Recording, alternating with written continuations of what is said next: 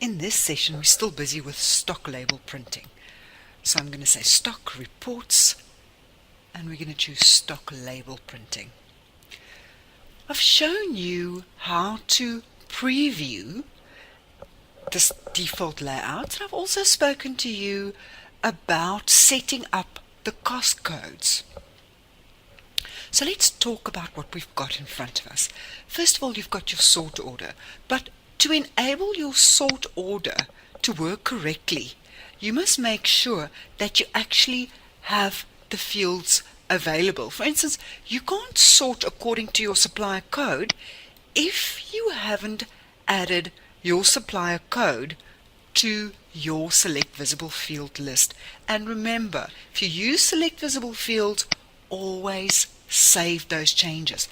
Then you can sort by barcode, by description, by department, or by the supplier code you've entered under stock maintenance. Then you've got your label quantities. You can print using the on-hand quantity of your stock items, or you can print one barcode for each, or you can specify a quantity for them all. So I can, for instance, now type in, I would like to print 10 barcodes for all my stock, or I can define a quantity where I can individually double click on each item, say what you would like to print for that specific item.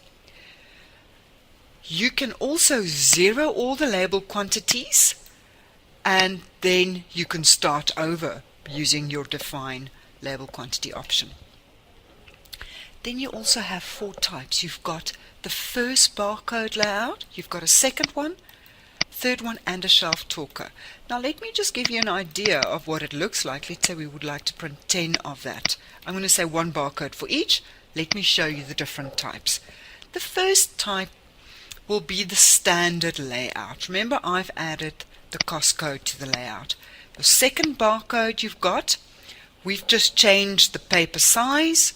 The third one, we've given it to you in a vertical format, and then you also have your shelf talker.